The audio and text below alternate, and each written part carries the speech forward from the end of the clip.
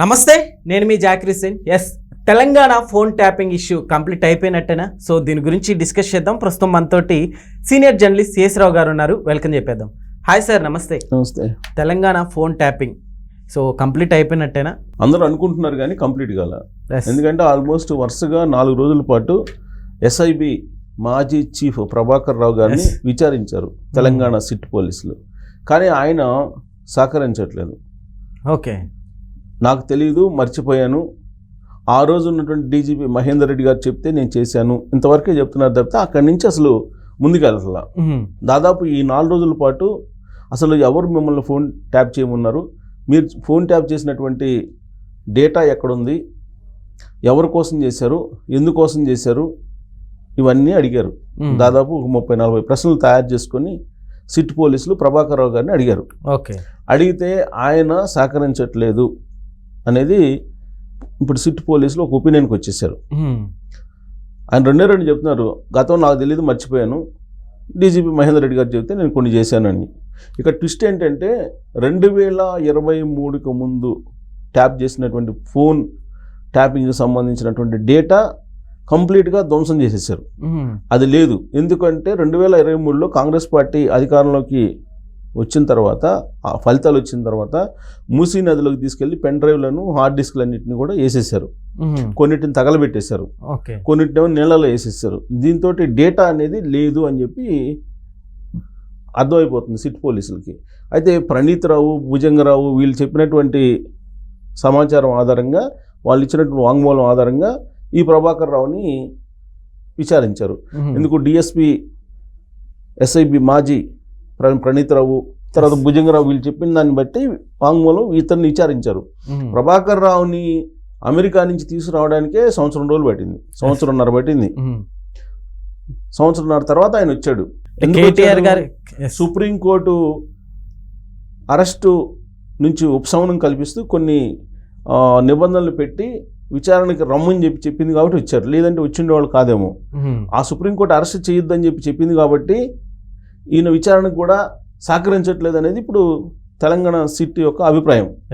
అందుకే సుప్రీంకోర్టుకి ఒక పిటిషన్ వేయబోతున్నారు ఇప్పుడు తెలంగాణ సిట్ పోలీసులు. పోలీసు వర్గాల నుంచి అందుతున్న సమాచారం ప్రకారం మీరు అరెస్ట్ నుంచి ఉపశమనం కలిగిస్తూ ఇచ్చినటువంటి ఆర్డర్స్ ఏవైతే ఉన్నాయో ఆ ఆర్డర్స్ని బేస్ చేసుకొని అతను సహకరించట్లేదు విచారణకి, కాబట్టి అతన్ని అరెస్ట్ చేయడానికి మాకు అనుమతి ఇవ్వండి అని చెప్పి సుప్రీంకోర్టులో పిటిషన్ వేయబోతున్నారు సిట్ పోలీసులు అని చెప్పి తెలుస్తోంది. ఒకవేళ సుప్రీంకోర్టు అందుకు అంగీకరిస్తే అప్పుడు ఇతన్ని అరెస్ట్ చేసి అప్పుడు జ్యుడిషియల్ కస్టడీ తీసుకొని విచారిస్తే అప్పుడు ఏమైనా నిజాలు చెప్తారేమో, కానీ ఇప్పుడైతే ఆయన నిజాలు చెప్పట్లేదు అనేది విచారణాధికారులు భావిస్తూ ఉన్నారు, అనుమానిస్తూ ఉన్నారు. కేటీఆర్ గారు ఏమన్నా మంచిగా ట్రైన్ చేశారు అనుకోవచ్చా సార్? కేటీఆర్ గారు అసలు ఈ ఫోన్ ట్యాపింగ్ గురించి ఏమేమి మాట్లాడారు అనేది వాళ్ళ పాత ఆడియో కనుక వింటే చాలా క్లియర్గా అర్థమవుతుంది ఈ ఫోన్ ట్యాపింగ్ మీద వాళ్ళు అసలు ఎలా రియాక్ట్ అయ్యారు అని. ఎందుకంటే వాళ్ళు అసలు ఫోన్ ట్యాపింగ్కి సంబంధించి ఆల్రెడీ వాళ్ళు ఒక ఒపీనియన్లో ఉన్నారు. ఎవరు? కేసీఆర్ వాళ్ళు ఏం ఒపీనియన్లో ఉన్నారని అంటే, ఇది చూడండి, నేను ఆడియో వినిపిస్తా కేసీఆర్ది.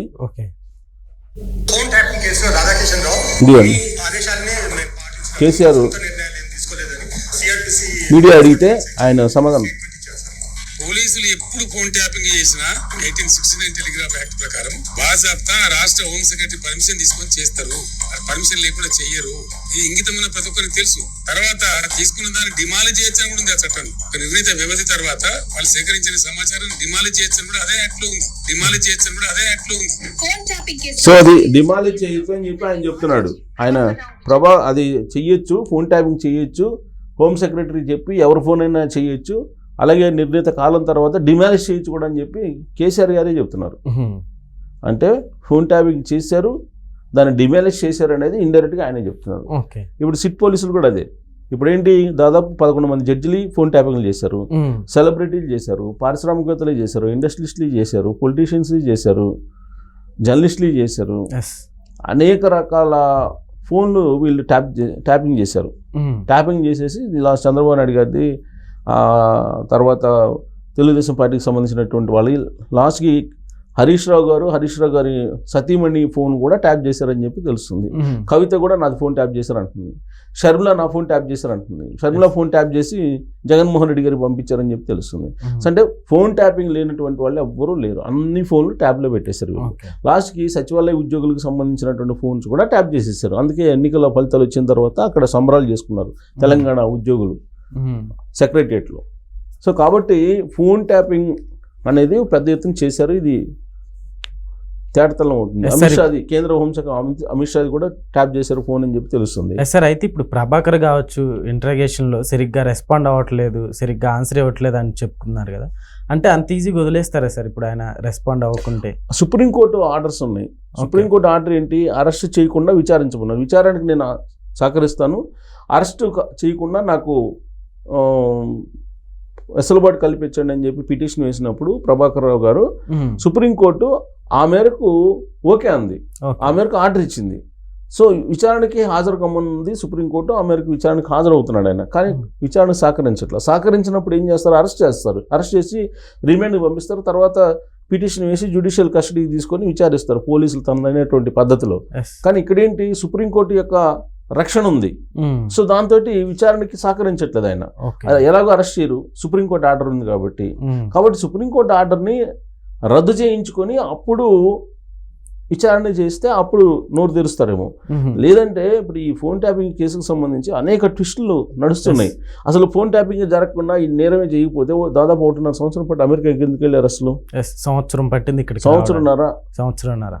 సార్ రకరకాలు అక్కడ పోయి ఆయన గ్రీన్ కార్డు తీసుకోవాలని ట్రై చేశాడు. రాజకీయ శరణార్థిగా పౌరసత్వం తీసుకోవాలని ట్రై చేశారు. కొన్ని రోజులు ఆరోగ్యం బాగాలేదని చెప్పేశారు.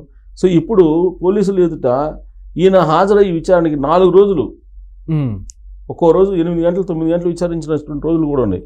4 days విచారించినప్పటికీ ఒక్క ఆధారం కూడా ఆయన చెప్పట్లేదు.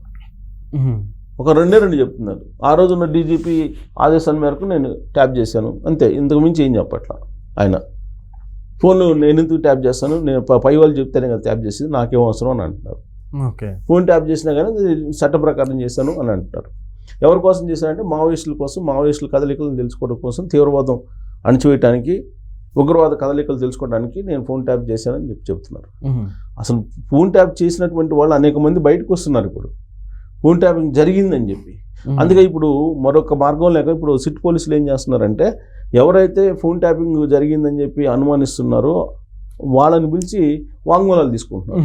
ఇప్పుడు బండి సంజయ్ గారు కేంద్ర హోంశాఖ సహాయ మంత్రి, ఆయన నా ఫోన్ ట్యాప్ చేశారన్నారు. అందుకే ఆయనకి నోటీసులు ఇచ్చారు. తాజాగా బండి సంజయ్ గారికి నోటీసులు ఇచ్చి మీరు విచారణ రండి, వాంగ్మూలం ఇవ్వండి అని చెప్పి. అంటే ఎవరైతే తన ఫోన్ ట్యాప్ మా ఫోన్ ట్యాప్ చేశారు, మా ఫోన్ ట్యాప్ చేశారు అంటున్నారు, వాళ్ళని రమ్మంటున్నారు.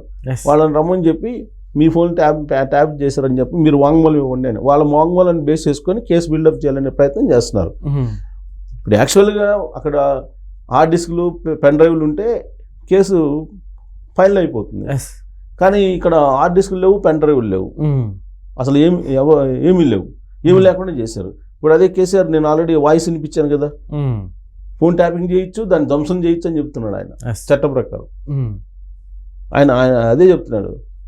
సో కాబట్టి ఈ వ్యవహారం అనేది ఫోన్ ట్యాపింగ్ వ్యవహారం పగడ్బందీగా ఈ కేసుని బిల్డప్ చేయగలరు. లేదంటే ప్రభాకర్ రావు ఇచ్చేటువంటి ఆధారాలను బేస్ చేసుకుని కేసీఆర్ గారిని అరెస్ట్ చేయగలరు, లేదంటే కేటీఆర్ గారిని అరెస్ట్ చేయగలరు అని అంటే అది సాధ్యపడే పరిస్థితి కాదు అనిపిస్తుంది ఇప్పుడు. ఎందుకంటే ఆధారాలు లేవని చెప్తున్నారు. 2023 వరకు మాత్రమే, 2023 తర్వాత ఉన్నాయి కానీ 2023 ముందు ఏ ఆధారం లేదని చెప్తున్నారు. మరి ఇప్పుడు ధ్వంసం ఎందుకు చేశారని అంటే నాకు తెలియదు అంటున్నారు ప్రభాకర్ రావు. అన్నిటికీ ప్రభాకర్ రావు ఇన్ఛార్జ్ అప్పుడు ఎస్ఐబి. సో కాబట్టి ఆయన చెప్పాలి, ఎస్ఐబి మాజీ ఇన్ఛార్జిగా ఉన్నాడు కాబట్టి. కానీ ఆయన నాకేం తెలియదు అంటున్నాడు. సో కాబట్టి ఒక కేసులో ఆధారాలు బిల్డప్ చేయడం అనేది ఛాలెంజ్. ఆధారాన్ని బిల్డప్ చేయలేని పరిస్థితుల్లో ఇప్పుడు పోలీసులు ఉన్నారు. అందుకే సుప్రీంకోర్టులో పిటిషన్ వేసి ప్రభాకర్ రావుని అరెస్ట్ చేసి కస్టడీకి తీసుకోవాలని చూస్తున్నారు. అది కనుక సక్సెస్ అయితే కొంతమేరకు ఆధారాన్ని రాబట్టేటువంటి అవకాశం ఉంది. Okay sir, thank you.